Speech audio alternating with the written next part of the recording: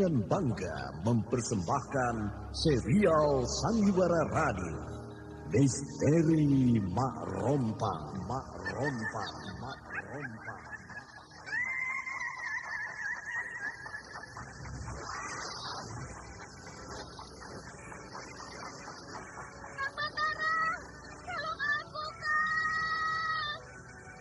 Cepat kemari, Wulan.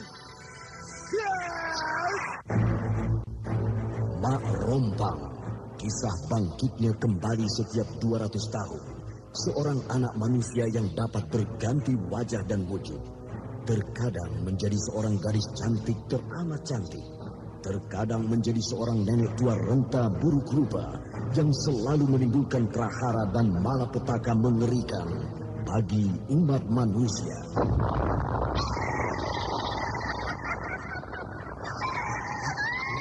Bahaya, itu dengan bahaya. Sini, cepat tinggalkan tempat ini. Tunggu Kang Wira, aku mau menutup warung dulu. Jangan pikirkan warungmu, pikirkan nyawamu. Menjauh, Tuk Tunggal sudah menjauh. Takut itu berapa mana? Tuk Tunggal ada di mana, Wira? Tuk Tunggal berada di dalam kabut. Menyingkir semua, menyingkir keluar dari desa.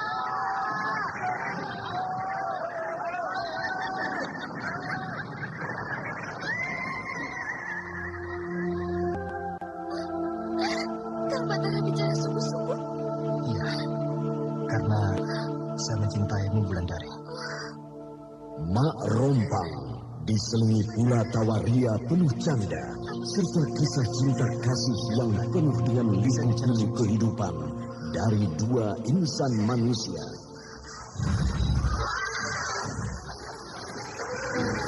Awas di belakangmu, Wulandari!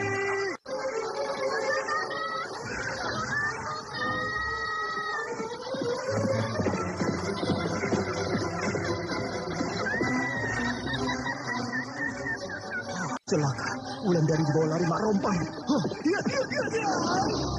Didukung artis-artis terkenal Ferry Fadli, Yvonne Rose, Anna Sambayon, dan sederet bintang-bintang terkenal lainnya. Ikutilah episode keempat, Rembulan Telaga Sore. Rembulan Telaga Sore. Rembulan Telaga Sore. Dia memang gadis yang bisa memberi kekuatan padaku.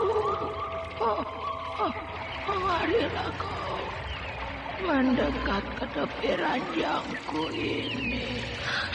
Tidak, aku tidak mau kamu serang. Kamu mengerikan. Kemari, kataku.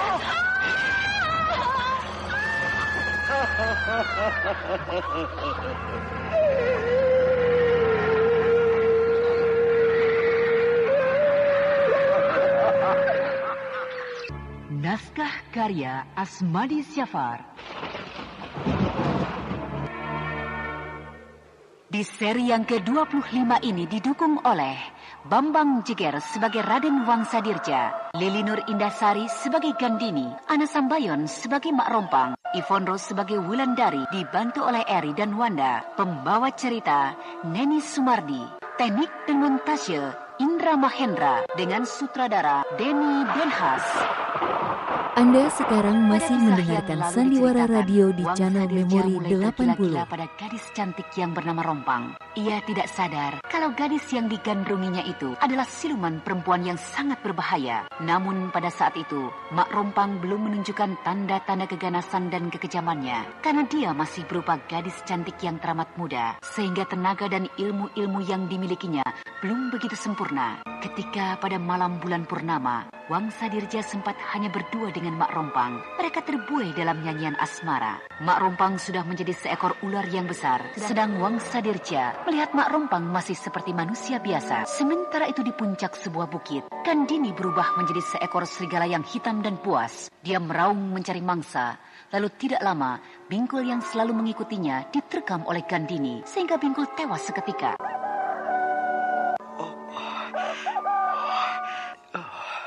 Rof, aku seperti tidak punya tenaga. Tubuhku seperti tidak punya daya apa-apa. Rom. Rom.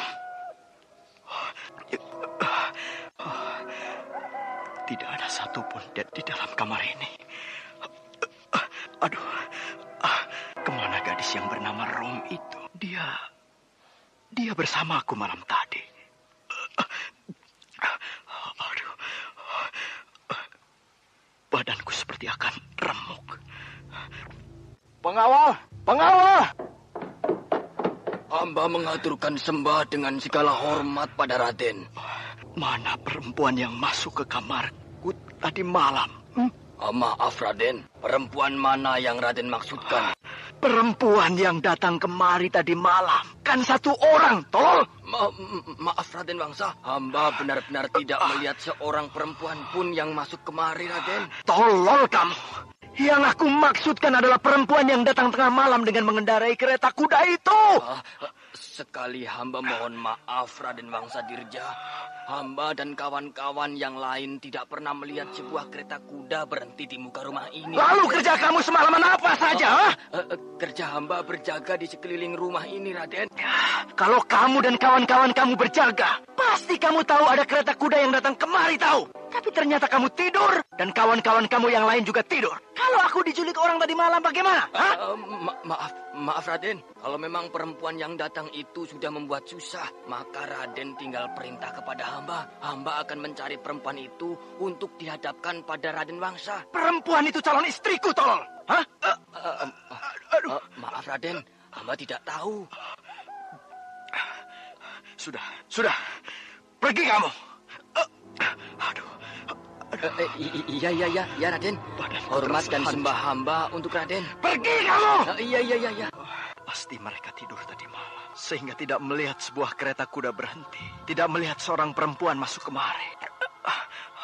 Aku betul-betul tidak bisa bangun. Tubuhku terasa remuk.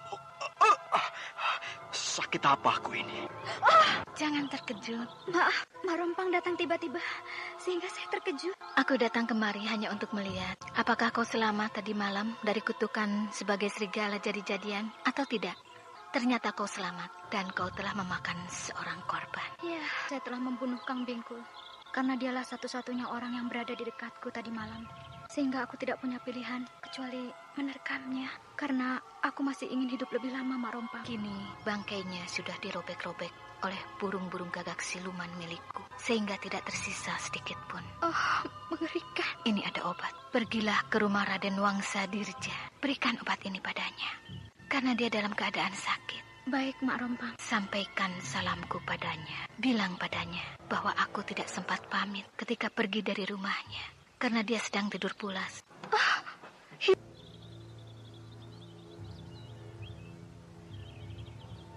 Maaf, Kang Wangsa. Saya disuruh datang kemari oleh kawan saya. Oh, kau Gandini? Iya. Duduklah. Aku sedang sakit. Tubuhku serasa remuk. Kawanku yang bernama Rompang menitipkan obat ini untuk Kang Wangsa. Obat apa ini? Katanya obat untuk Kang Wangsa, karena Kang Wangsa sedang sakit. Apakah dia tahu aku sakit? Iya, tadi pagi dia datang kemari. Tubuhku. Minumlah ini, Kang. Semoga bisa sembuh. Iya. Ini airnya. Terima kasih. Kau rupanya baik sekali. Bagaimana, Kang Wangsa? Wah, obat ini obat dewa rupanya. Kenapa, Kang? Lihat Gandini. Aku sudah bisa bangun. Tubuhku segar sekali. Tubuhku seperti diguyur air dingin yang sejuk. Obat ini memang obat dewa, Kang? Wah, Gandini, aku sudah bisa berdiri. Lihatlah, aku bisa berjalan. Padahal tadi menggerakkan tangan saja sakitnya luar biasa. Syukurlah. Wah, kawanmu orangnya baik.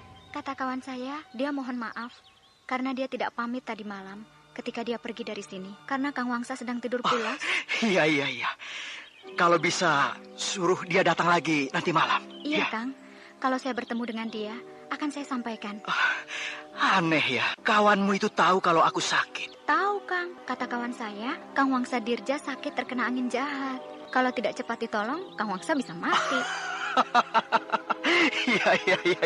Sekali lagi sampaikan terima kasihku pada kawanmu itu. Pengawal? Iya, Raden. Sembah hamba aturkan pada Raden. Apakah kau melihat seorang perempuan datang kemari tadi pagi? Tidak, Raden. Goblok kamu. Tadi pagi ada seorang perempuan datang kemari. Dia ingin memberikan obat padaku. Tapi karena aku sedang tertidur, maka dia pergi. Dia tidak berani mengganggu dan membangunkan aku. Maaf, Raden. Hamba tidak melihat ada orang yang datang pagi tadi. Kecuali Den Ayu ini yang datang tadi, Den. Goblok kamu. Jadi sejak tadi malam apa kerjamu? Menjaga rumah ini, Raden. Kerjamu dari tadi malam cuma tidur saja. Sehingga kamu tidak tahu ada yang datang. Maaf, Raden. Hamba tidak tidur. Bahkan sampai sekarang pun hamba belum tidur sekejap pun, Raden. Kamu berbohong terus kepadaku. Mulai hari ini, kamu aku pecat. Jangan, Raden Wangsa Dirja. Kalau Raden Wangsa memecat hamba, lalu bagaimana hidup hamba, Raden? Hamba punya anak dan istri. Bagaimana hamba memberi makan mereka, Raden? Kau tinggal pilih. Aku pecat atau mati di ujung senjataku hari ini. Jangan, Raden. Jangan bunuh hamba. Lebih baik hamba terima pemecatan atas diri hamba, Raden. Hamba mohon diri, segala hormat dan sembah hamba aturkan pada Raden. Semoga Raden selalu sejahtera. Wangsa? Siapa kau? Kau pasti sudah mendengar namaku. Cepat beritahu siapa kau, sebelum aku menghukum. Aku bernama Rembulan Telaga Sore. Kamu rupanya yang telah menghalang-halangi Bingkul menangkap Cupak. Betul, Wangsa. Tidak salah dugaanmu. Sekarang kau akan aku ringkus, karena kau adalah pengacau. Pengawal?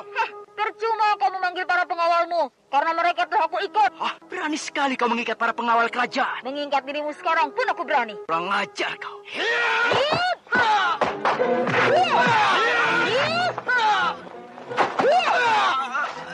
Aduh.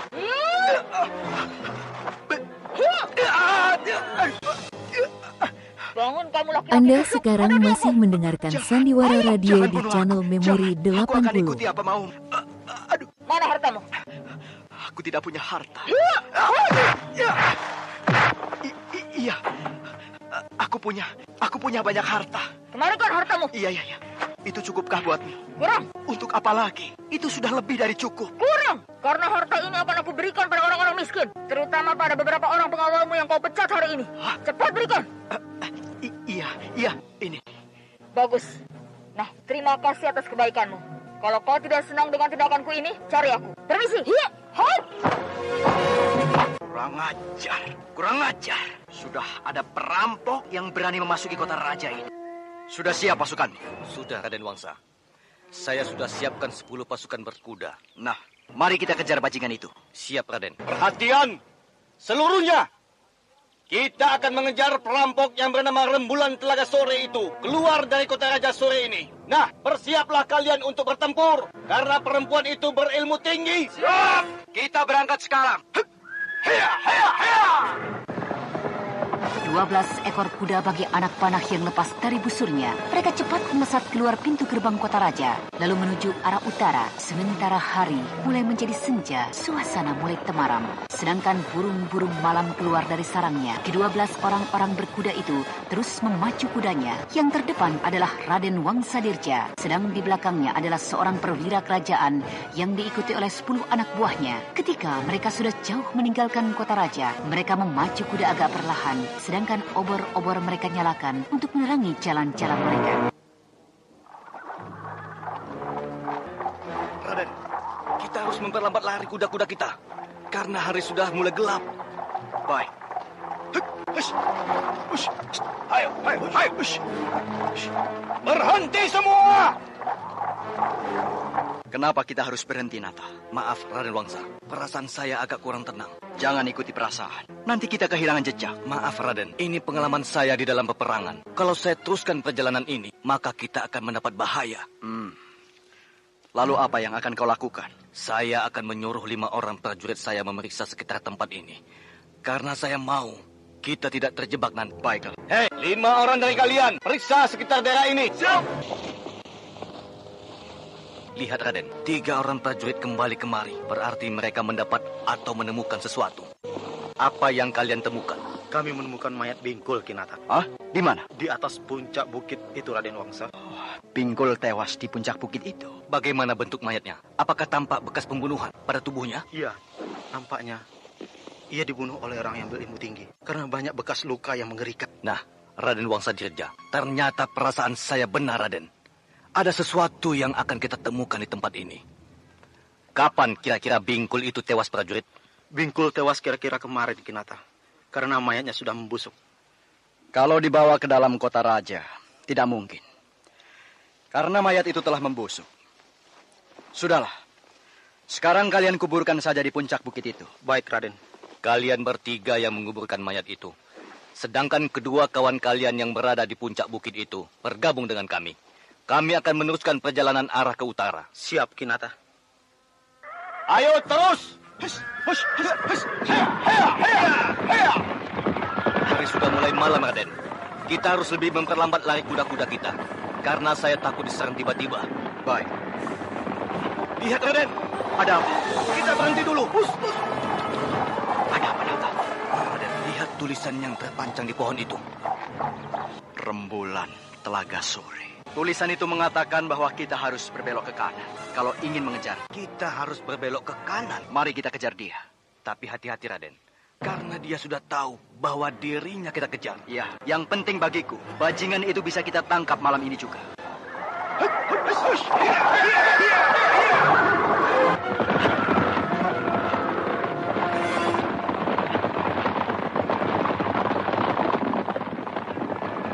Raden Wangsadirja dan para prajurit yang dipimpin oleh Kinata memacu kuda-kuda mereka sesuai dengan arah yang tertulis pada surat itu.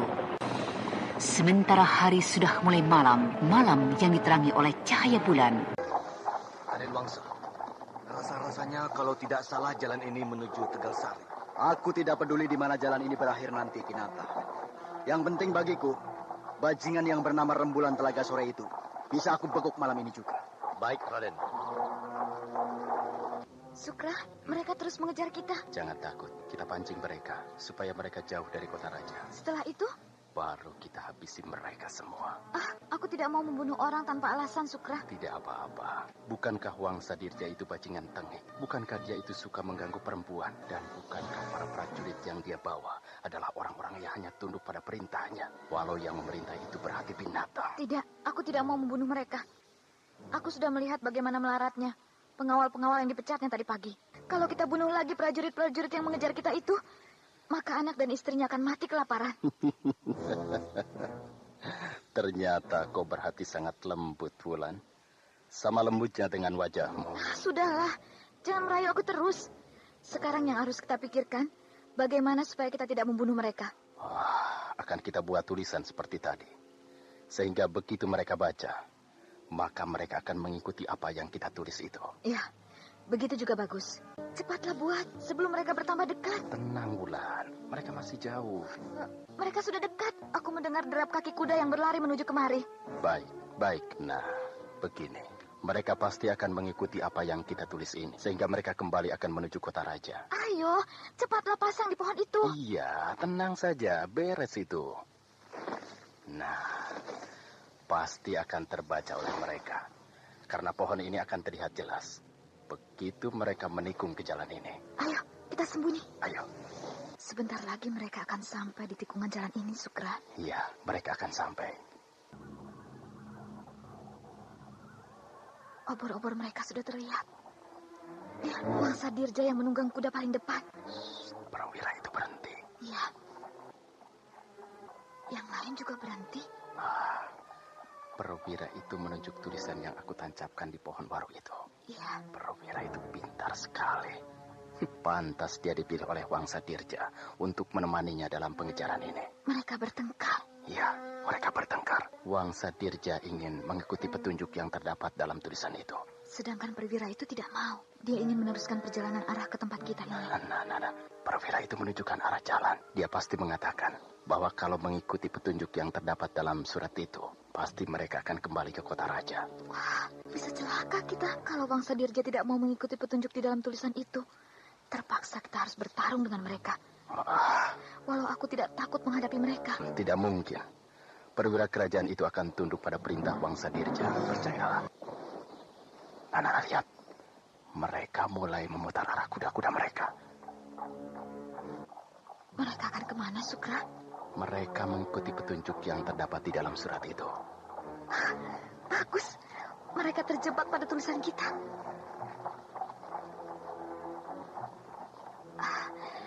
Sekarang kemana kita, Sukra? Kita ikuti terus jalan ini. Apakah kau tahu kemana sampainya kita nanti? Belum. Tapi yang pasti, kita sudah menjauhi kota raja. Bagus. Walau sebenarnya, aku masih ingin di kota raja. Untuk apa?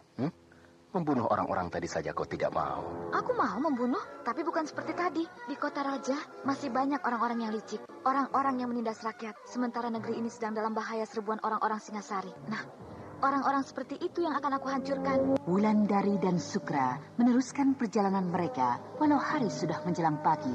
Tampaknya kedua orang itu tidak mengenal lelah. Mereka berjalan sedang dalam tamasya saja. Lalu ketika hari sudah terang tanah, ketika ayam-ayam jantan sudah berkokok, keduanya memasuki desa Tegalsari. Desa yang terletak di kaki gunung. Desa yang udaranya terasa sejuk. Namun pagi itu, udara yang menyelimuti desa terasa sangat menusuk tulang. Sementara kabut masih menyelimuti seluruh desa. Rupanya kita sedang memasuki sebuah desa, Sukra. Iya, kita sampai di sebuah desa. Apakah kau tahu nama desa ini? Tunggu. Kalau melihat letak gunung itu, tentu desa ini bernama desa... Tunggu. Desa ini adalah desa Tegalsari. Tegalsari? Betul itu, Sukra? Itu hanya dugaanku saja. Kenapa kita harus ke desa ini? Itu hanya dugaan. Siapa tahu desa ini bukan Tegalsari. Ayo, jalan terus. Aku tidak mau. Lebih baik kita kembali ke kota raja. Loh, kenapa? Aku tidak mau bertemu dengan Kang Batara. Oh, ya. Batara tinggal di desa Tegalsari bersama dengan istrinya. Ayo kita kembali. Wulan, kota raja jauh dari sini. Sedangkan desa ini belum tentu desa Tegalsari. Ayo, jalan terus. Kemana? Kita keluar dari desa ini. Kemana jalan kita? Kita lintasi saja desa ini. Apa salahnya? Ayolah. Wulandari dan Sukra berjalan beriringan melintas tengah-tengah desa Tegalsari. Sementara penduduk desa sudah banyak yang bangun. Bahkan sudah ada di antara mereka yang menuju ke sawah. Seolah-olah mereka dikomandokan oleh suatu kekuatan yang tidak terlihat. Bahwa di pagi yang dingin itu, mereka harus menggarap sawah-sawah mereka. Pemandangan seperti itu tampak sangat indah. Mereka beriringan ke sawah, sedang binatang piaraan mereka berhampuran keluar dari kandang. Matahari pagi mulai terbit perlahan-lahan di ufuk timur. Bayang-bayang para petani yang menuju sawah mereka tampak memanjang di terpas sinar pagi. Sehingga Wulandari tampak tertegun melihatnya. Sementara itu Sukra mulai gelisah. Karena laki-laki jadi-jadian itu sudah melihat sesosok bayangan yang sangat dikenalnya. Dia sudah melihat Batara di kejauhan. Batara berjalan bersama Kirambat. Keduanya membawa pacul. Sedangkan di belakangnya berjalan Ani yang sedang hamil. Perempuan itu membawa air minum dan sarapan pagi. Wulan. Ada apa, Sukra? Kita ambil jalan lain. Jangan melintasi sawah-sawah ini. Kenapa? Ada apa? Kau lihat itu? Kang Batara. Kau lihat siapa yang berjalan di belakang itu? Di belakang dia. Seorang perempuan muda yang sedang hamil. Itu pasti istrinya. Kata orang-orang, Batara memang sedang hamil. Mari, kita cari jalan lain. Tapi... tidak ada gunanya kau bertemu dengan Batara. Kalau kau menemuinya, akan membawa keributan antara kalian berdua. Baiklah.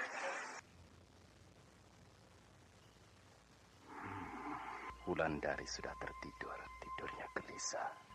Pasti dia masih terpengaruh apa yang dilihatnya tadi pagi. Aku akan masuk ke dalam mimpinya.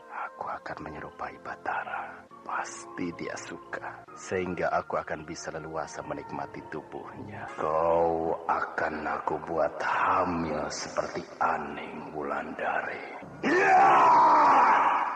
Kang Batara. Wulandari? Kang Batara. Sudah berkeliling aku ke seluruh negeri. Sudah letih rasanya seluruh tubuh. Kenapa baru sekarang Kang Batara muncul? Wulan, aku juga rindu padamu. Bahkan teramat rindu. Tapi memang baru sekarang aku bisa menemuimu. Karena banyak tugas yang harus aku lakukan demi negeri kita ini. Kang, kalau Kang Batara pergi jauh lagi, bawalah aku. Bawalah kekasihmu ini, Kang. Karena aku tidak mau tinggal sendiri lagi. Aku tidak punya siapa-siapa lagi, Kang Batara. Aku sebatang kara tinggal di dunia ini. Jangan takut, Wulandari. Aku akan membawamu. Bahkan sampai ke sorga pun kau akan aku bawa. Sorga? Betul Kang Batara akan membawa aku ke sorga? Kenapa tidak? Bukankah kita sudah berjanji sehidup semati? Bukankah begitu, Wulandari? Iya, Kang. Kita telah berjanji sehidup semati. Nah, untuk itulah kau akan aku bawa kemana saja, Wulan. Iya, Kang. Apakah kau mau kita menjadi sepasang suami istri? Bukankah itu cita-cita kita, Kang Batara? Mari, Wulandari. Mari kau jadi istriku sekarang juga. Tapi Kang Batara, kita kan belum... Wulandari, aku adalah calon suamimu. Bahkan mungkin besok atau lusa kau sudah menjadi istriku. Kau sudah menjadi ratuku. Kau sudah menjadi calon ibu dari anak-anakku. Terserah Kang Batara saja. Yang penting aku tidak akan ditinggal-tinggal lagi.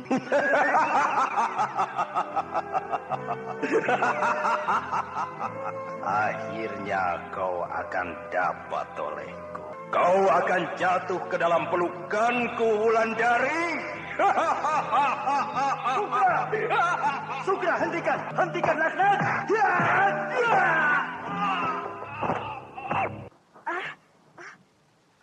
Aku bermimpi. Bangun, bangun kau. Bangun, hadapi aku. Kenapa kau begitu dendam padaku? Apa salahku? Berani kau akan memperkosa Wulandari di saat dia sedang tidur pulas. Kang Batara. Mari, Wulandari, kita tinggalkan tempat ini. Kalau kau berani membawa Wulandari, maka akan aku hancurkan kau. Kang Batara, kenapa Kang Batara marah? Aku dan Sukra sudah berkawan sejak beberapa bulan yang lalu. Bahkan kami selama ini sudah berjalan bersama, menderita bersama. Karena dia tadi sedang berusaha untuk memperkosamu sewaktu kau dalam keadaan tidur pulas. Kang Batara, kenapa Kang Batara bicara sekasar itu? Mari, Wulandari, mari kita tinggalkan tempat ini. Tidak perlu kita ladeni dia. Dia hanya cemburu pada kita. Malah ini. Kang Batara, kenapa Kang Batara menyerang dia? Kau tidak mengerti persoalannya, Wulandari. Kau tidak mengerti siapa dia sebenarnya. Sukra, hadapi dia. Kenapa kamu diam saja? Ini Sukra, kembalilah kau ke tempat asalmu. Kang Batara, jangan. Wulandari, jangan halangi aku. Jangan berdiri di mukaku. Kalau Kang Batara mau membunuhnya, bunuhlah aku.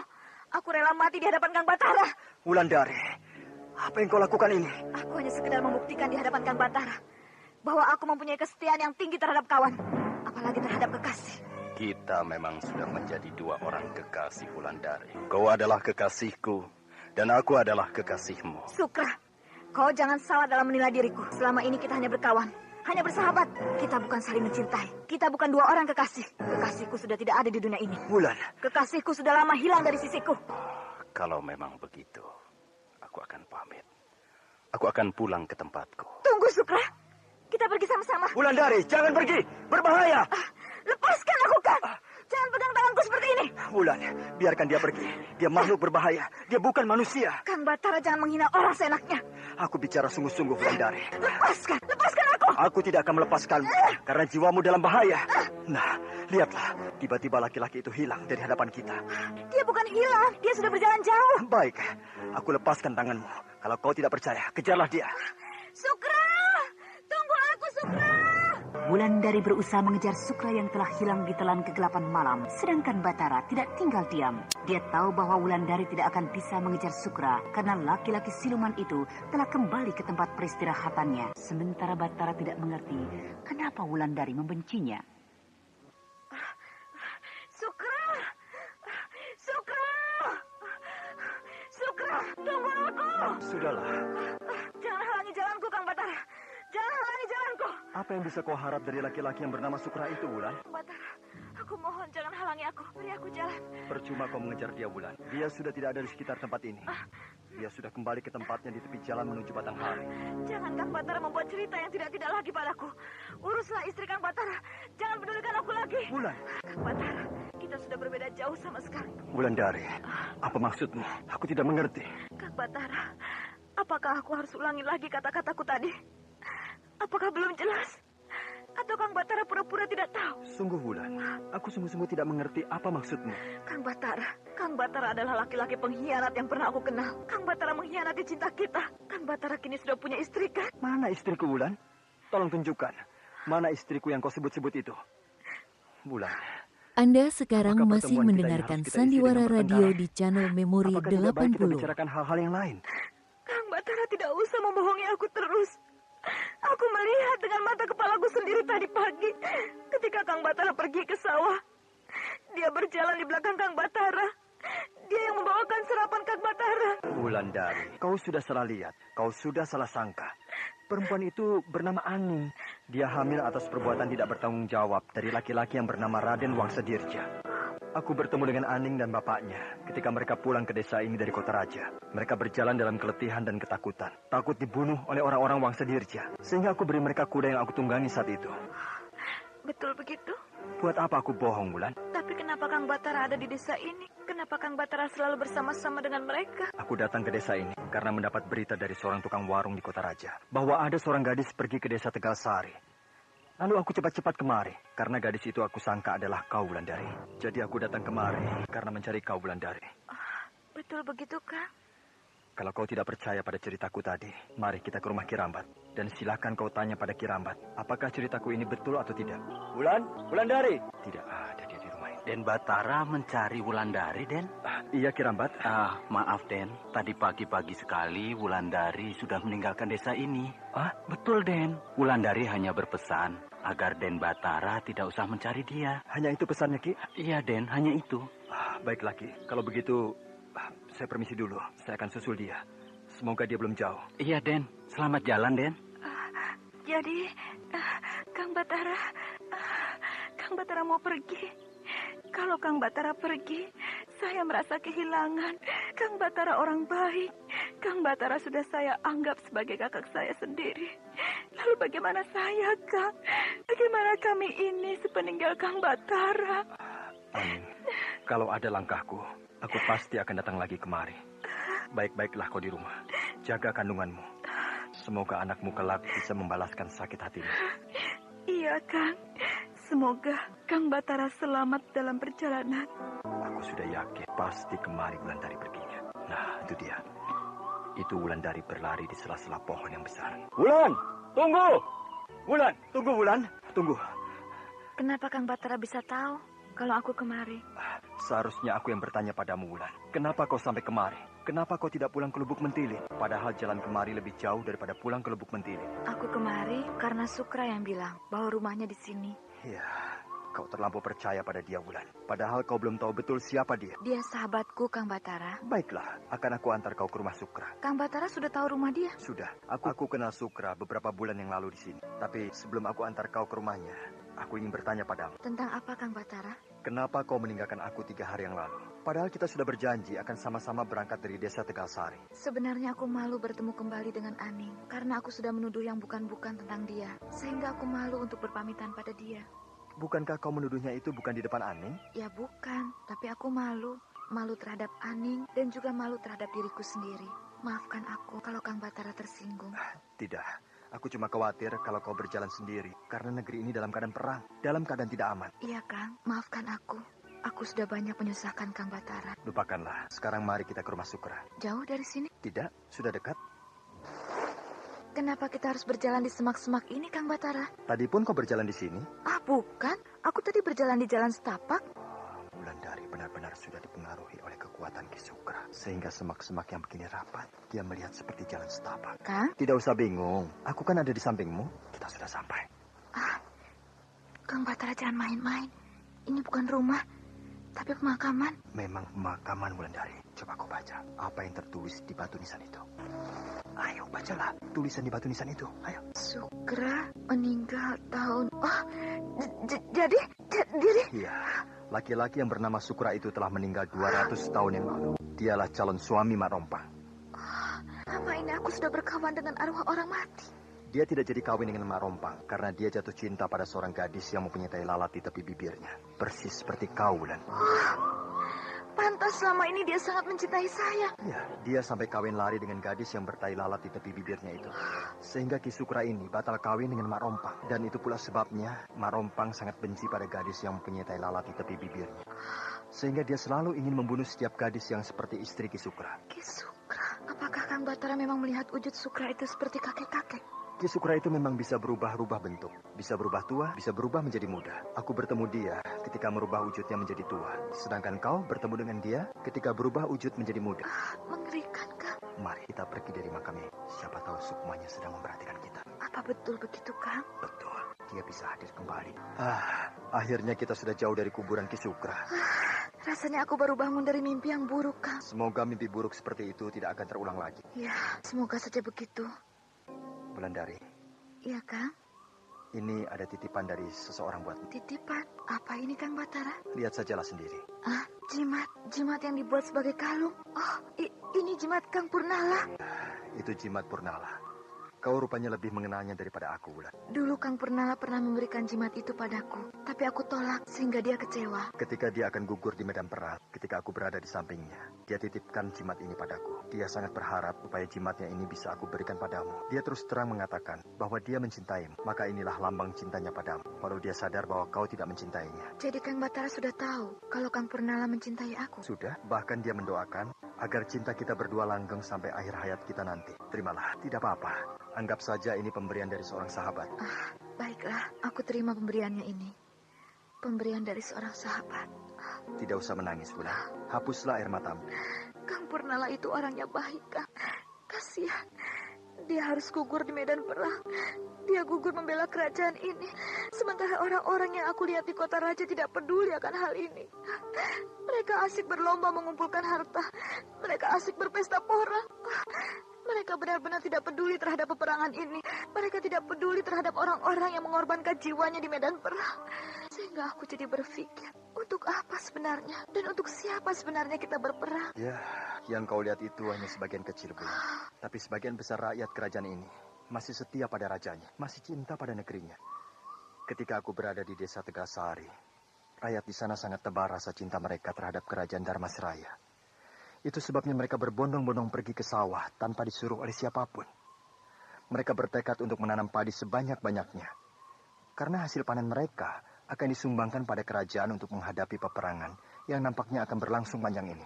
Ah, syukurlah kalau begitu. Mari kita pulang, Wulan. Iya. Kang, kita harus pulang ke Lubuk Mentilin.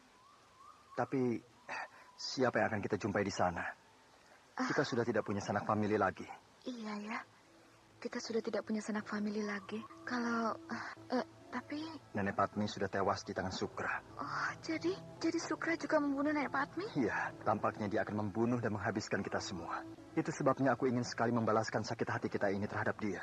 Tapi tampaknya tidak akan bisa, karena yang kita hadapi itu bukan manusia biasa. Dia adalah manusia yang sudah hilang 200 tahun yang lalu dari muka bumi ini. Wulan? Oh, Nyi Sepi. Salam hormat untuk Nyi Sepi. Salam hormat saya untuk Nyi Sepi. Aku terima salam kalian. Aku sudah mendengar bahwa kalian sedang bingung mau pulang kemana. Jadi untuk itulah aku muncul di hadapan kalian. Wulandari, pulanglah ke tempat kita. Di sana aman, kau akan selamat. Tetapi kalau kau tetap berada di luar tempat kita, maka kau akan menghadapi bahaya. Karena Mak Rompang sudah bangkit dari tidur panjangnya. Kalau begitu, apa yang aku dengar itu tentulah kereta kuda Mak Rompang. Oh, aku pernah mendengar, bahkan melihat kereta kuda itu. Ternyata benar, dia telah bangun dari tidur panjangnya. Dan kau Batara, kembalilah ke Lubuk Mentilin. Tenaga kau dibutuhkan di sana. Ki Lurah sangat mengharap kedatanganmu karena Lubuk Mentilin dalam bahaya. Maaf nih, aku ingin ikut Kang Batara. Aku ingin membela tanah kelahiranku. Jangan, Wulan. Pekerjaan itu bukan pekerjaanmu. Itu pekerjaan laki-laki. Tapi kalau Kang Batara... Kalau Batara gugur, itu bukan kuasa kita. Persoalan mati adalah persoalan yang maha kuasa. Oh, Nyi Sepi ini sama dengan guruku. Dia cepat tahu apa yang terasa di dalam hati kita. Pasti kesaktiannya sama dengan guruku. Dan pasti Wulandari sudah diajarkan ilmu-ilmu kesaktian yang dia miliki. Andai saja aku bisa jadi muridnya. Ayolah, jangan membuang-buang waktu lagi. Aku pergi dulu. Kalau umur kita sama-sama panjang, kita pasti akan bertemu lagi, Kang. Iya, Wulan. Semoga umur kita sama-sama panjang. Batara, kami berangkat. Selesaikanlah tugasmu sebagai prajurit. Karena negerimu sedang dalam bahaya. Terima kasih, Nyi Sepi. Selamat jalan. Gandini! Gandini! Si Tempong, mau apa dia datang ke kota raja ini? Gandini, wah, akhirnya bisa juga aku menemukanmu. Kau pasti datang kemari mau jalan-jalan, kan? Bukan, aku membawa pesan dari Ki Lurah supaya kau pulang ke Lubuk Mentilin. Apakah ada persoalan yang penting? Iya. Persoalan apa? Wah, aku tidak berani membicarakannya di sini. Di sini terlampau ramai. Pasti banyak mata dan telinga. Tapi persoalan ini benar-benar penting. Lihat, Ki Lurah meminjamkan kuda tunggangannya padaku supaya aku cepat sampai di sini. Kapan aku harus pulang? Sekarang. Pulanglah kau dulu. Nanti aku susul belakangan. Aduh, sebaiknya kita sama-sama, Gandini. Karena begitulah pesan dari Ki Lurah. Baik, aku akan cari kuda tunggangan untukku. Karena kudaku sudah aku jual. Tembong lama menatap Gandini, seolah-olah dia sedang melepaskan rindunya pada gadis itu. Tembong memang mencintai Gandini, bahkan sangat mencintai gadis itu. Dia sedang berharap dan berdoa, semoga tidak ada orang yang mau menjual kuda pada Gandini, supaya dia bisa lebih berdekatan dengan gadis itu, supaya dia satu kuda dengan gadis itu. Mana Batara? Tidak tahu, Ki Lurah. Apakah kau tidak bertemu dengan dia? Ada, 1 bulan yang lalu di Kota Raja. Dia bilang apa padamu? Dia menyampaikan pesan, Ki Lurah, supaya saya pulang kemari. Kau Gandini, sudah tahu aku berpesan begitu, tapi tidak kau laksanakan pesanku. Bahkan dijemput oleh Tembong, baru kau datang. Apakah kau sudah tidak peduli pada aku, bapakmu? Apakah kau sudah tidak suka pada desamu? Kalau memang begitu, berangkat kau sekarang juga. Pergi kau ke Kota Raja. Di sana kau bisa lebih bebas, bisa lebih leluasa. Maaf, Ki Lurah, maafkan anakmu ini. Anakmu masih suka pada desa ini. Anakmu masih menghormati perintah-perintahmu. Apakah kau tidak tahu bahwa desa ini dalam bahaya? Bahwa kita dalam bahaya? Atau memang kau sudah tahu bahwa kita dalam bahaya, lalu kau menyelamatkan diri ke Kota Raja? Aku kan sudah bilang padamu, Gandini. Kalau kau mau ke Kota Raja, pergilah. Tapi jangan lama-lama. Banyak tugas yang menantimu di sini. Maaf, Ki Lurah. Anakmu siap menerima tugas. Anakmu ini siap membela tanah kelahiran ini. Lalu kemana Batara? Sampai sekarang belum kelihatan dia di sini. Padahal dia berjanji padaku. Dia akan mencari seorang mata-mata Singasari yang telah mengacau desa ini sebulan yang lalu. Ayo Gandini, kemana dia? Ayo bilang. Saya tidak tahu, Ki Lurah. Sebenarnya kau tahu, tapi kau pura-pura tidak tahu. Apa kau kira aku tidak tahu untuk apa kau pergi ke Kota Raja itu, ha? Kau pergi ke sana untuk mencari dia kan? Untuk menemui Batara kan? Iya, Ki Lurah. Nah, kini katakan di mana Batara sekarang? Kang Batara ada di desa Tegalsari, Ki Lurah. Tegalsari. Apa yang dilakukannya di sana? Tidak tahu, Ki Lurah. Saya sudah ada di sini, Ki Lurah. Oh, Batara. Iya, Ki Lurah. Saya sudah kembali. Ya, aku bersyukur kau sudah kembali. Sebenarnya saya tidak pantas untuk kembali kemari, Ki Lurah. Karena saya gagal membawa buruan saya ke hadapan Ki Lurah. Lupakan. Walau kau bawa buruanmu itu kemari, kita sudah terlanjur kacau. Kita sedang terjepit. Terjepit? Kita sedang dalam bahaya. Karena pasukan Singasari yang dipimpin oleh Kisana Keling sedang bergerak kemari. Mereka datang dengan pasukan yang besar. Itu rupanya pertanda bahwa sebelum berita ini aku dapat, banyak orang-orang Singasari yang memata-matai desa kita. Salah satunya adalah buruanmu itu. Iya, Ki Lurah. Kang Batara ini ternyata orang yang pembohong. Dia tidak pergi kemana-mana. Dia tidak mengejar siapa-siapa. Dia hanya berada di desa Tegalsari, mengurusi istrinya yang sedang hamil. Mohon maaf, Ki Lurah. Dari manakah Ki Lurah mendapat berita tentang pasukan Kisono Keling itu? Ki Sabrang yang menyampaikan berita ini padaku. Bahkan Ki Sabrang sudah pergi ke Kota Raja untuk meminta bantuan pasukan. Tapi Kota Raja juga sedang membutuhkan pasukan yang banyak, sehingga permintaan kita tidak dapat dipenuhi. Sekarang kemana Ki Sabrang pergi, Ki Lurah? Ki Sabrang sedang pergi mengadakan pengintaian. Dia mengintai gerak-gerik pasukan Kisono Keling. Aku tidak percaya laporan Ki Sabrang ini. Jangan-jangan dia ingin mempermainkan Ki Lurah supaya Ki Lurah panik. Ya, nah, kita akan berusaha sebisa kita dengan sisa-sisa pasukan yang ada pada kita. Jadi, apa yang harus kita lakukan, Ki Lurah? Kita harus bersiap untuk menahan serangan mereka yang menurut perhitunganku akan datang kemari untuk menghancurkan kita dengan sekali pukul. Namun walau bagaimanapun, aku rasa kita bisa menahan serangan itu. Tapi sebelum mereka datang menyerang, kita akan membuat jalur pengungsian untuk seluruh penduduk desa. Jadi, kita akan keluar dari desa kita ini, Ki Lurah. Kita akan meninggalkan tanah kelahiran kita ini, Ki Lurah. Kalau keadaan memang memaksa, apa boleh buat? Kita harus melakukannya. Tapi dengan perhitungan bahwa kita akan merebutnya kembali. Kalau kita keluar dari tanah ini, maka kita akan menjadi orang-orang yang terusir. Kita akan sulit merebut lubuk mentilin ini kembali, sementara rakyat akan menderita. Gandini, kau jangan cepat berputus asa. Aku tidak berputus asa, Ki Lurah.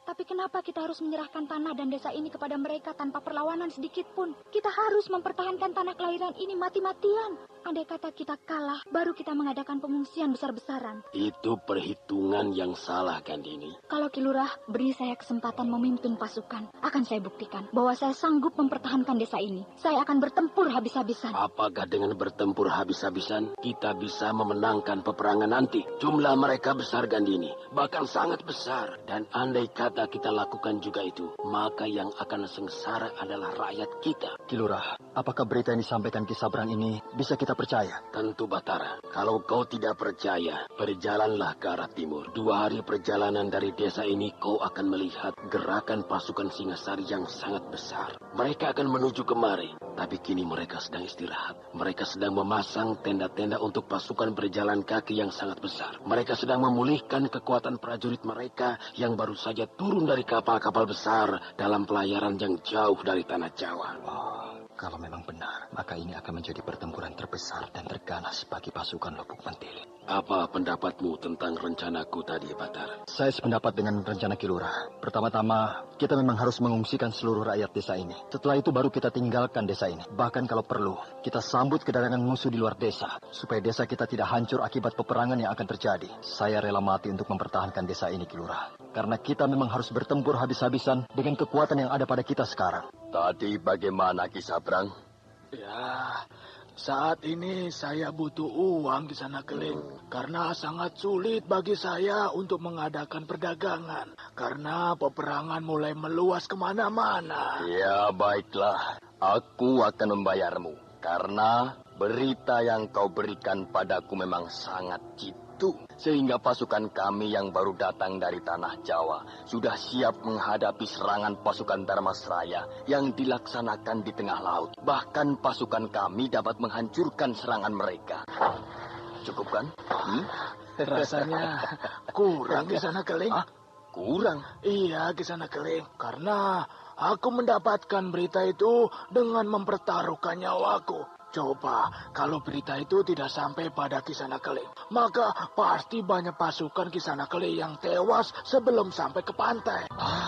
Kau rupanya mulai berdagang, Ki Sabrang. Tapi tidak apalah, aku akan tambah upahmu. Nih. Terima kasih, Kisana Keling.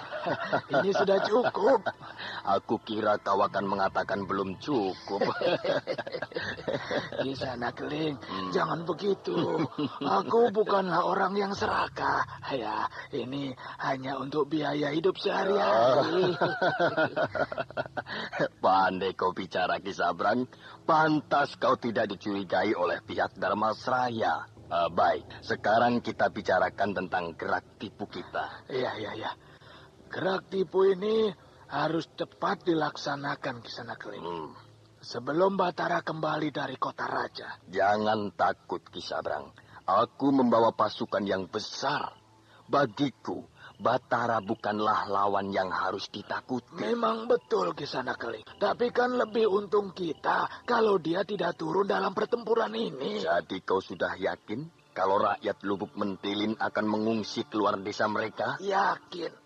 Karena Ki Lurah sudah setuju dengan usulku itu. Sehingga kita akan tenang memasuki desa itu nanti. Dan jangan lupa, Kisana Keling.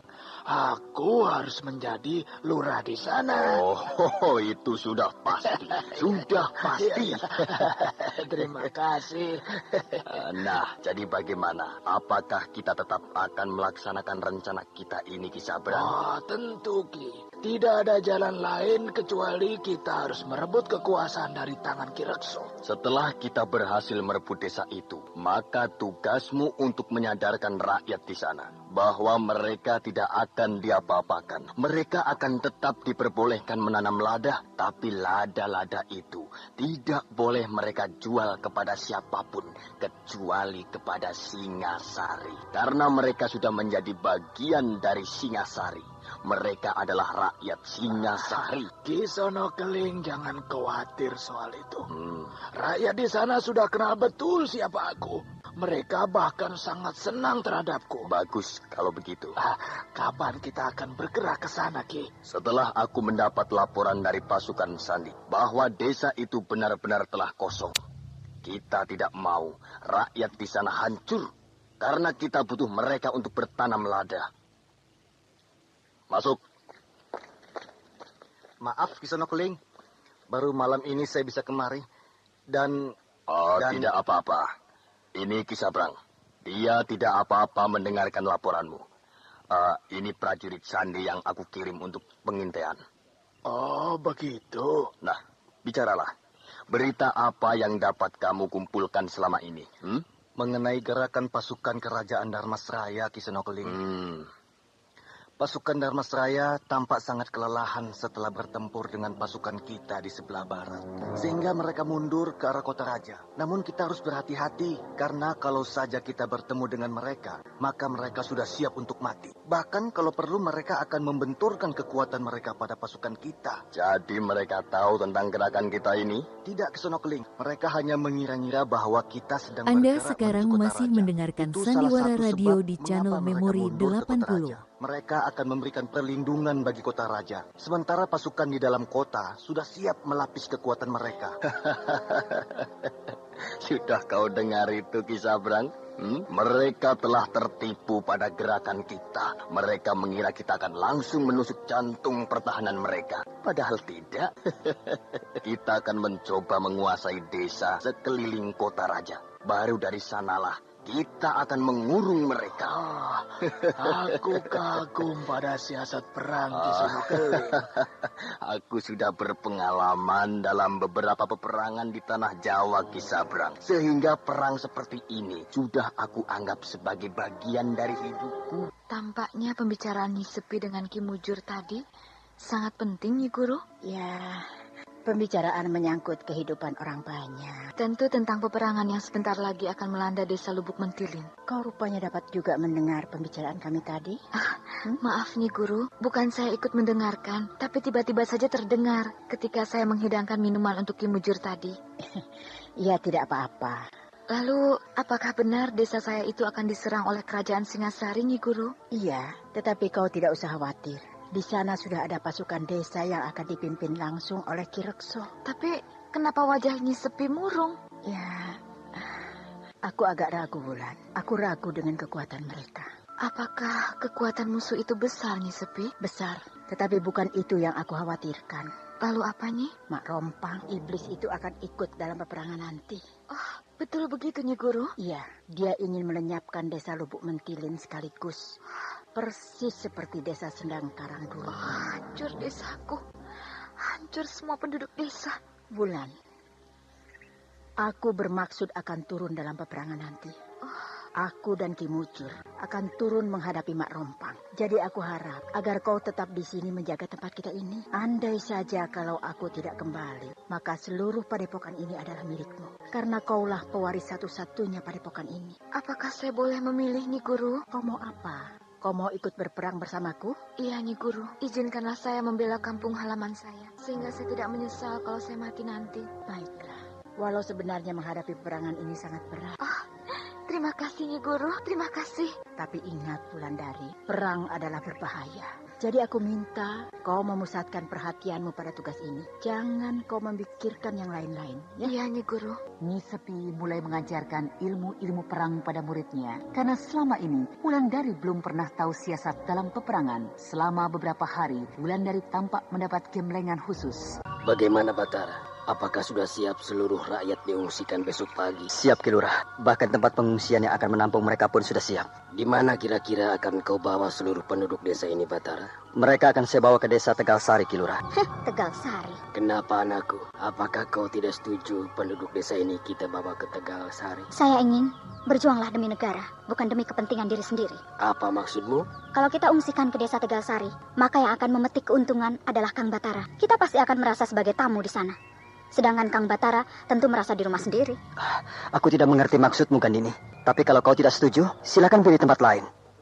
Aku tidak punya tempat lain. Nah, kalau kau tidak punya tempat lain, apakah seluruh penduduk akan kita gelar di tengah sawah? Tentu tidak mungkin. Gandini, aku mengungsikan ke sana bukan dengan maksud-maksud tertentu.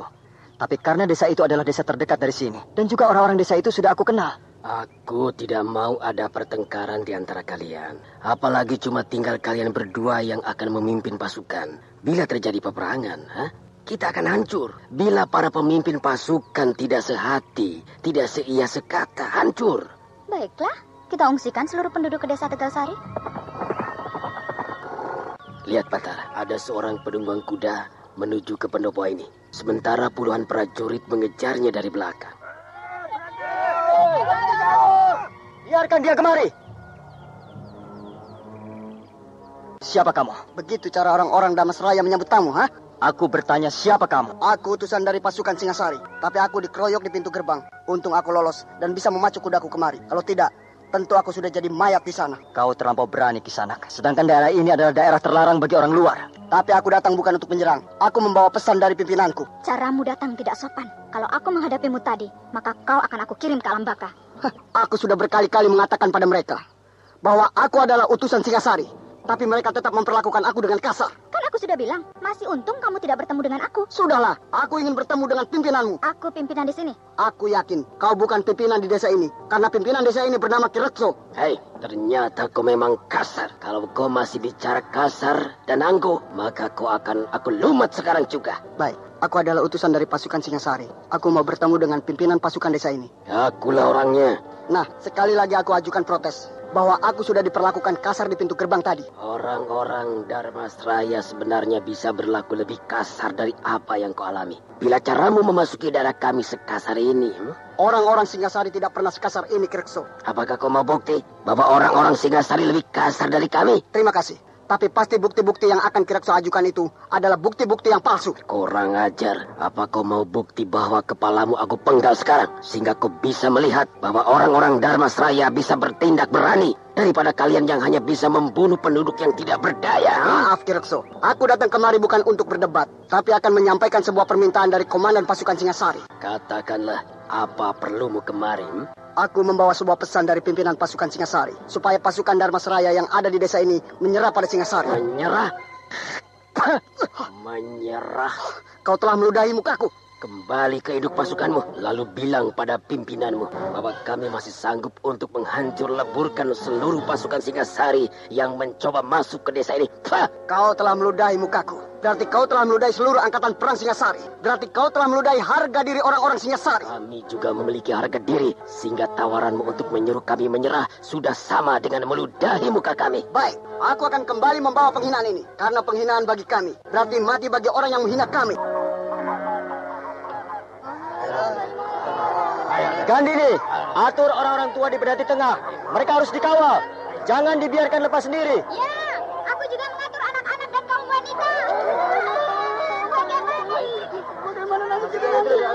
Tenang. Tenang ibu-ibu, tenang. Kita mengungsi untuk keselamatan kita semua. Tenang. Naiklah cepat. Sebentar lagi pedati-pedati ini akan diberangkatkan. Wulandari, kau datang? Iya, aku datang untuk membantu pengungsian ini. Membantu pengungsian? Nyi Sepi bagaimana? Beliau telah mengizinkan aku untuk kembali kemari. Boleh kan aku membantu mereka untuk berkemas? Iya, boleh. Sebentar lagi kita akan berangkat ke Tegalsari. Tegalsari? Kenapa kau terkejut? Aku malu bertemu dengan Aning. Tidak usah dipikirkan. Sedangkan Aning tidak berpikir begitu. Dia sangat mengharapkan bertemu denganmu. Betul begitu? Iya. Hei! Jangan ngobrol kalian! Ini bukan saatnya untuk ngobrol! Gandini bicara ditujukan untuk kita, Kang. Iya, karena dia yang memimpin rombongan pertama nanti. Baiklah, aku akan bantu dia.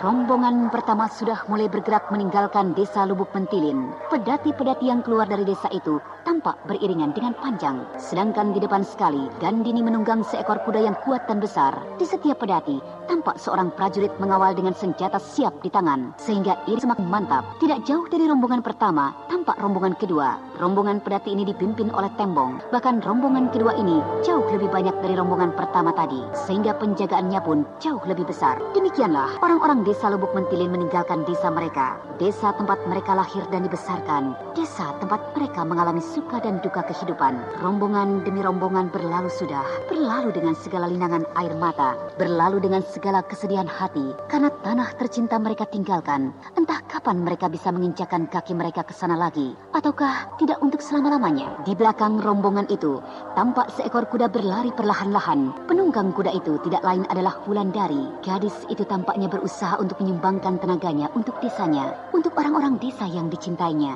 Tapi tampak sekali bahwa Gandini tidak menyukai kehadiran Wulandari, walau Wulandari belum menyadarinya. Mungkin sekarang kesempatan bagiku untuk mendekati Gandini. Pasti dia tidak seperti dulu, karena merasa senasib seperjuangan. Aku akan pacu kudaku supaya bisa beriringan di sampingnya. Hush, hiya! Gandini? Kenapa hanya beberapa orang saja yang ditugaskan menjaga pengungsian ini? Karena yang lain harus tetap menjaga desa. Bukankah katanya desa harus dikosongkan? Itu hanya siasat. Siasat? Ya, tapi susah menerangkan padamu. Karena ini siasat perang. Oh, lalu kalau tiba-tiba kita diserang bagaimana? Tidak akan ada yang menyerang kita. Jalur ini adalah jalur yang aman untuk pengungsian. Apakah kau yakin? Menurut laporan pasukan Sandi begitu. Dan kita harus percaya pada pasukan Sandi. Oh, begitu. Kenapa kau kembali ke desa? Sedangkan keadaan sekarang tidak aman. Saya rindu. Rindu pada siapa? Rindu pada desa saya. Oh, dan juga rindu pada orang-orangnya kan? Tentu. Seharusnya kau tidak kembali. Kenapa? Percuma? Percuma? Ya, percuma. Orang yang kau rindukan sudah bukan milikmu lagi. Rasanya tidak enak bicara dengan anak kilurah ini. Dia sinis. Dia memancing-mancing persoalan denganku. Kenapa kau diam? Tidak apa-apa. Ingat, sekali lagi ingat. Lebih baik kau jauhi Lubuk Mentilin. Karena lebih banyak ruginya bagimu daripada untungnya. Aku ini bagai burung, Gandini. Pertama-tama, aku belajar terbang. Setelah bisa, aku mulai terbang dari pohon ke pohon. Setelah itu, aku mulai berani terbang dari sawah yang satu ke sawah yang lain. Lalu setelah hatiku mantap, maka aku coba terbang melewati gunung-gunung, jurang-jurang yang dalam, bahkan aku coba untuk menyeberangi lautan yang bergelombang besar. Namun panggilan tanah kelahiranku lebih kuat, sehingga akhirnya aku harus pulang ke sarangku. Apalagi sekarang sedang perang seperti ini. Sudah pandai kau bicara. Tapi sayang, setelah kau terbang jauh, yang kau dapat hanyalah pandai bicara. Ya, mungkin juga. Nanti, setelah kita sampai di Tegal Sari, maka aku dan seluruh pasukan pengawal akan kembali ke Lubuk Mentilin. Iya, dan kau tinggallah di Tegal Sari. Aku harus kembali ke Lubuk Mentilin. Hah? Kau tidak akan diperlukan di sana. Lubuk Mentilin membutuhkan seorang prajurit, bukan membutuhkan gadis sepertimu yang bisanya hanya bicara dengan kata-kata yang indah. Tapi aku harus kembali ke Lubuk Mentilin. Walau mungkin tenagaku tidak dibutuhkan, tapi aku akan berusaha untuk menyumbangkan tenagaku. Ya, percuma. Tapi terserahlah. Hanya jangan menyesal kalau kau nanti tidak akan terpakai. Tidak apa-apa.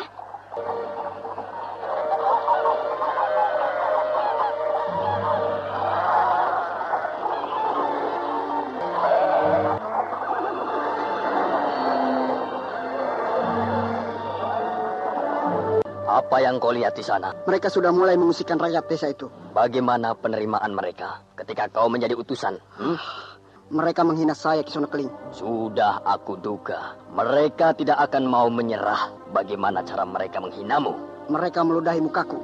Kurang ajar. Tapi tidak apa-apa kan? Sebentar lagi mayat-mayat mereka yang akan kita ludahi. Kalau perang terjadi, aku akan maju paling depan. Aku akan bunuh Ki Rekso itu lebih dulu. Jangan ikuti perasaanmu, tapi pakailah siasat. Perang adalah siasat. Siapa yang pandai mengatur siasat, maka dialah yang akan memenangkan perang itu. Kalau aku mengikuti gejolak perasaanku, maka aku pun mau untuk datang ke Lubuk Mentilin sekarang juga. Lalu aku menantang mereka berkelahi. Tapi itu namanya bodoh. Bodoh itu. Itu bukan siasat yang bagus. Itu bunuh diri namanya. Kita orang Singasari adalah orang-orang yang jago mengatur siasat perang.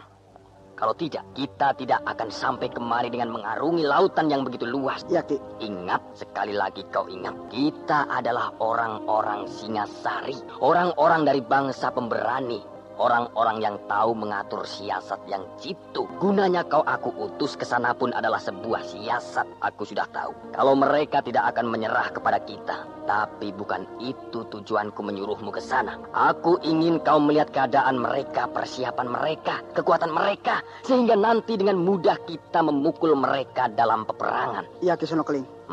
Dan apa yang aku pesankan padamu, sudah kau lakukan dengan baik? Iya, Ki. Mari kita bersiap untuk menghancurkan mereka.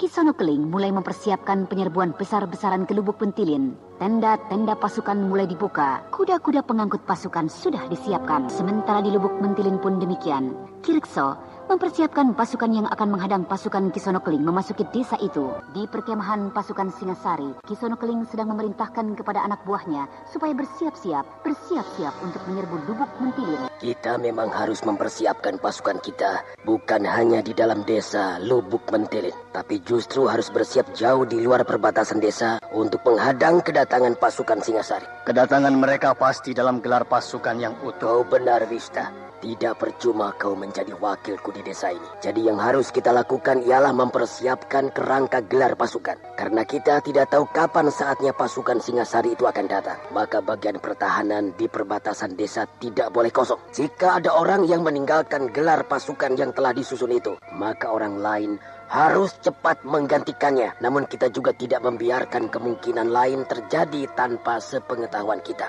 Oleh sebab itu, kita akan mengadakan pengamatan yang kuat di seluruh perbatasan. Jadi, kita akan menugaskan beberapa orang terpilih berada beberapa ratus tombak dari gelar pasukan kita. Lalu apa tandanya bagi kita untuk mengetahui bahwa pasukan Singosari itu sudah datang? Petugas yang paling depan akan melepaskan seekor burung merpati putih, sehingga kita akan tahu pasukan musuh datang. Ketika merpati itu terbang melintas di atas kita. Nah, saudara-saudara, marilah sekarang kita mengatur pasukan kita masing-masing untuk membela tanah ini, tanah yang selalu kita cintai.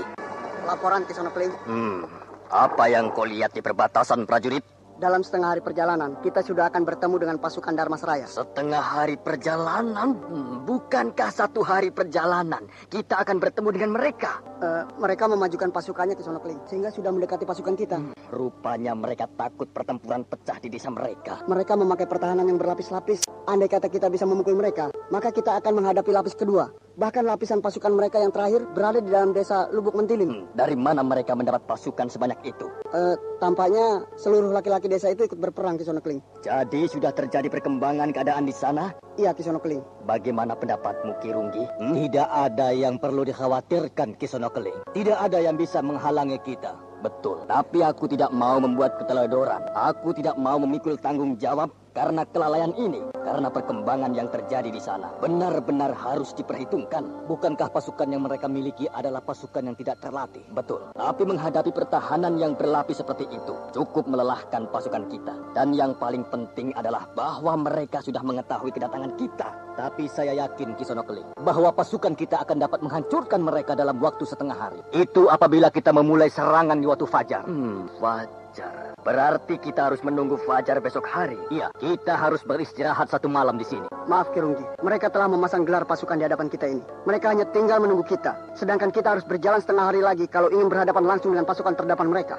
Kurang ajar. Mereka benar-benar telah mencium gerakan kita. Persiapan mereka betul-betul harus kita perhitungkan. Ternyata Ki Lurah itu benar-benar telah bisa menggugah hati rakyatnya untuk mempertahankan desa mereka. Apa yang kau lihat tentang pasukan cadangan mereka, prajurit? Pasukan cadangan mereka terdiri dari petani yang sudah tidak muda lagi, tapi semangatnya sangat tinggi untuk berperang. Bagaimana, Kisono Keling? Kalau menurut pendapatku, kita akan bisa dengan cepat menghancurkan mereka. Apalagi menghadapi orang-orang tua yang sehari-hari biasa memegang pacul. Nafas mereka akan segera memburu di lubang hidung mereka. Lalu mereka pingsan, bahkan mungkin mati kehabisan nafas. Jadi kita harus bergerak cepat dalam serangan di waktu fajar nanti. Kita mengadakan serangan kilat yang tidak akan disangka oleh mereka. Aku lebih setuju. Bila kita menunggu waktu yang tepat, bukan besok pagi, bukan di waktu fajar menyingsing. Jadi kita harus menunggu lebih lama lagi, Kisono Keling. Kita harus kembali menghitung dan membuat siasat baru. Perkembangan mereka tidak bisa kita pandang sebelah mata. Bagaimana kalau kita bertempur pada malam hari, Kisono? Malam hari? Tengah malam nanti, Perwira? Iya. Walau sebenarnya tidak lazim dilaksanakan orang. Tapi dalam keadaan seperti ini, kita tidak terikat lagi pada peraturan perang yang berlaku. Kita bisa berbuat apa saja menurut kehendak kita dan menguntungkan kita. Dan mereka pasti tidak siap bila kita serang di tengah malam nanti. Pendapatmu perlu kita pikirkan dulu. Jadi kita harus menunggu lagi, Kisono. Apa yang harus kita tunggu lagi? Kita harus tunggu. Bukankah itu waktu yang tepat? Penyerangan di waktu malam adalah penyerangan yang sangat menguntungkan. Perwira, aku adalah panglima perang di sini. Aku yang harus menentukan bila pasukan bergerak mengadakan penyerbuan. Baik, Kisono Keling.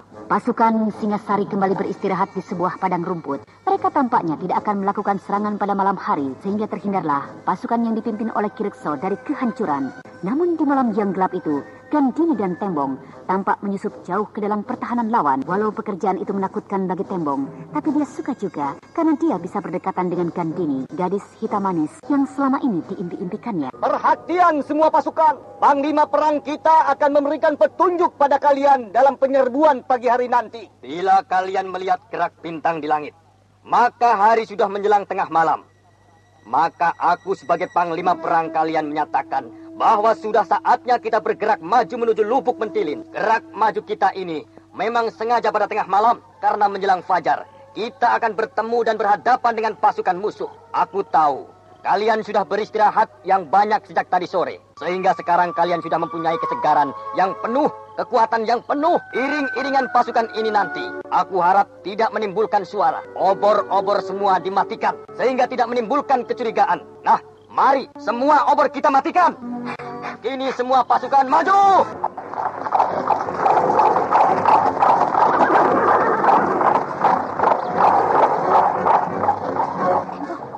Mereka sudah mulai bergerak menuju Lubuk Mentilin di tengah malam begini. Wah, ternyata pasukan mereka berjumlah sangat besar. Aku akan memberi isyarat kepada pasukan kita dengan melepaskan panah api ke udara. Tidak usah. Nanti orang-orang Singasari itu tahu bahwa mereka dalam pengintaian kita. Aduh, jadi apa yang harus kita lakukan? Biar aku yang mendahului gerakan mereka untuk mencapai pasukan kita di garis depan. Lalu, apa tugasku di sini, Gandini? Ikuti saja gerakan mereka. Buat apa? Supaya kau mengetahui gerakan mereka selanjutnya. Aku rasa tidak perlu. Kita harus kembali bersama-sama ke induk pasukan kita, Gandini. Penakut kau. Ayo kita ambil jalan pintas. Kami sudah kembali, Ki Lurah. Kami sudah kembali. Cepat betul kalian kembali. Kami mengambil jalan pintas, Ki Lurah. Bagus. Berita apa yang kau bawa? Kami telah melihat iring-iringan pasukan Singasari sedang bergerak kemari. Tengah malam begini? Iya, Ki Lurah. Berarti mereka akan menyerbu kita di saat fajar menyingsing. Berarti sesuai seperti yang kita duga. Lalu apa lagi yang kalian perhatikan? Mereka bergerak dengan pasukan induk di tengah-tengah, sedangkan pasukan cadangan mereka bergerak agak di belakang untuk membantu pasukan induk bila dalam keadaan terjepit. Bagus. Sehingga kita tidak terkejut menghadapi mereka di saat fajar menyingsing nanti. Tampaknya mereka berusaha sedang mengelabui kita, Ki Lurah. Karena mereka sengaja melepas pasukan induk, sedangkan pasukan cadangan mereka tarik agak ke belakang. Kita akan sambut mereka, Batara. Kita akan bertahan walau apapun yang akan terjadi. Tapi, Ki Lurah, kita tidak mungkin menghadapi mereka dengan pasukan yang sudah kita gelar sekarang ini. Karena jumlah pasukan kita dengan jumlah mereka tidak seimbang. Jadi apa yang harus kita lakukan? Kita rundingkan sekarang, Ki Lurah. Apa yang paling baik kita lakukan? Tapi, Ki Lurah, waktu kita sangat sempit. Tidak mungkin kita berunding lagi. Mereka telah bergerak ke arah kita. Kalau kita tetap memakai siasat yang lama, Gandini, berarti kita akan bunuh diri. Jadi kita harus mundur, harus menarik diri dan bergabung dengan lapis kedua dengan pasukan di belakang kita. Bukan begitu, Gandini. Kita harus membuat perhitungan yang cermat. Kita tidak akan bergerak hanya karena mengikuti gejolak perasaan kita. Tapi kita akan bergerak dengan melihat kenyataan yang ada sekarang ini. Kalau kita tidak dapat menahan mereka di garis terdepan ini, maka hancurlah kita. Mereka akan dengan mudah menghantam pasukan lapisan kedua, bahkan mereka akan terus masuk ke dalam desa kita yang telah kosong. Lalu mereka bakar desa itu karena marah, sebab tidak ada lagi barang-barang yang bisa mereka rampok. Karena telah dibawa mengungsi oleh pemiliknya ke desa Tegal Sari. Anda sekarang masih mendengarkan Sandiwara Radio di channel Memori 80. Ki Lurah, aku akan bertempur. Kita akan bertempur karena kita sudah siap untuk bertempur. Aku yakin pertahanan kita di garis depan ini akan sulit mereka tembus. Tengah malam telah mulai bergeser menuju fajar. Marilah kita bersiap karena waktu kita tinggal sedikit. Baiklah, mari kita mempersiapkan pasukan masing-masing. Tampaknya menjelang fajar, dua kekuatan yang masing-masing merasa berhak untuk mempertahankan kemauan raja mereka sudah siap untuk saling membenturkan kekuatan mereka, di mana akan terjadi perang yang habis-habisan. Bahkan mungkin saja akan terjadi perkelahian satu lawan satu. Akan terjadi perang tanding dari masing-masing perwira dan masing-masing panglima. Namun di dalam keremangan malam menjelang fajar, tampak sesosok bayangan berlari-lari kecil mendekati Batara yang sudah bersiap dengan seluruh pasukannya. Siapa Kisanak? Aku adalah prajurit Sandi dari ibu kota kerajaan Dharmasraya. Oh, begitu. Kedatangan Kisanak mengejutkan kami. Karena tidak ada ciri-ciri khusus yang menandakan bahwa Kisanak adalah prajurit Sandi kerajaan. Maaf, ikat pinggang yang aku pakai ini adalah ikat pinggang prajurit Sandi kerajaan. Baiklah, berita apa yang Kisanak bawa kemari? Aku mendapat tugas untuk mengawasi pasukan Singasari yang sedang bergerak di sisi timur daerah ini. Dan menurut pengamatanku mereka sekarang sedang bergerak langsung menuju induk pasukan ini. Jadi apakah berita ini bisa langsung disampaikan kepada pimpinan pasukan di sini? Aku, Kirekso. Aku pemimpin pasukan ini. Oh, maaf Kirekso. Aku tidak mengetahui bahwa Kirekso lah pemimpin pasukan ini. Terima kasih atas berita yang kau bawa Kisanak. Prajurit Sandi kami juga sudah melaporkan apa yang terjadi sebagaimana yang Kisanak sampaikan. Tetapi apakah ada berita lain yang bisa Kisanak sampaikan lagi kepada kami? Tidak banyak, Kirkso. Hanya satu hal yang dapat aku beritahukan, bahwa 2 orang prajurit Sandi yang lain telah melaporkan gerakan pasukan Singasari itu kepada pasukan prajurit kerajaan Dharmasraya yang memang selalu membayangi pasukan Singasari. Apakah pasukan induk Dharmasraya tahu tentang gerakan pasukan Singasari ini? Belum tahu, Kirkso, karena pasukan induk berada agak jauh. Tetapi jangan khawatir, kedua prajurit Sandi tadi juga akan memberitahukan pasukan induk. Terima kasih Kisanak. Berita yang kau sampaikan telah menambah semangat kami untuk menghadang pasukan musuh. Iya, Kirkso. Kerajaan berharap supaya pasukan yang Kirkso pimpin ini dapat menghambat gerak maju pasukan musuh sebelum bala bantuan datang. Lalu langkah apakah menurut Kisanak yang terbaik kami ambil untuk menahan gerak maju pasukan musuh ini? Apakah sudah disusun pertahanan di sini? Sudah Kisanak. Kami sudah menyusun kekuatan untuk pertahanan daerah ini. Melihat gerak maju pasukan musuh, maka penyerbuan yang akan mereka lakukan adalah di saat fajar nanti, Kirkso. Dan bila pasukan di sini bisa menahan gerak maju pasukan musuh itu nanti, maka tentu pasukan kerajaan yang sekelompok kecil itu tentu akan sampai kemari, sehingga bisa meringankan beban pasukan di sini. Namun bila pertempuran akan berlangsung terus, kita harus bisa bertahan hingga matahari sepenggalah tingginya. Karena sesuai perhitungan, pasukan induk itu akan sampai kemari di saat matahari sepenggalah tingginya. Kalau kami tidak bisa menahan mereka sampai matahari sepenggalah, bagaimana? Ya, berarti harus menarik diri dari pertempuran. Walau dengan demikian, berarti membiarkan mereka masuk langsung ke desa Lubuk Mentilin. Kami akan bertempur habis-habisan. Kami tidak akan mundur dan tidak akan membiarkan mereka masuk ke desa kami. Kami sudah mempunyai cara untuk menghancurkan mereka.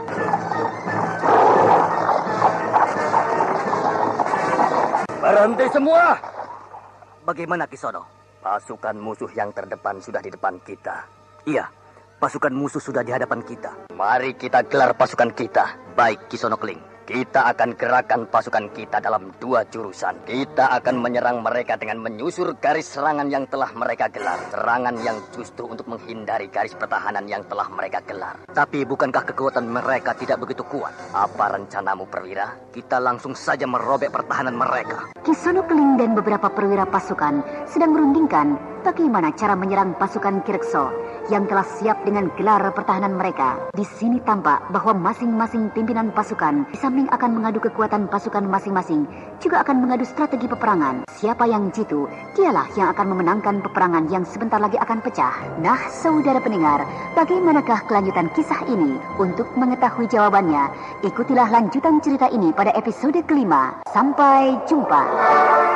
Demikianlah tadi serial Sandiwara Radio Misteri Mak Rompang episode keempat, Rembulan Telaga Sore, dipersembahkan oleh Denhas Adia Swara bekerja sama dengan PT Sinar Effendi Murni, produsen tablet obat kuat Aladina, obat terlambat bulan Menpas Kapsul, tablet obat kuat dan pegal linu Duta Rema, dan jamu godok Cap Gorilla. Terima kasih atas perhatian Anda. Sampai jumpa.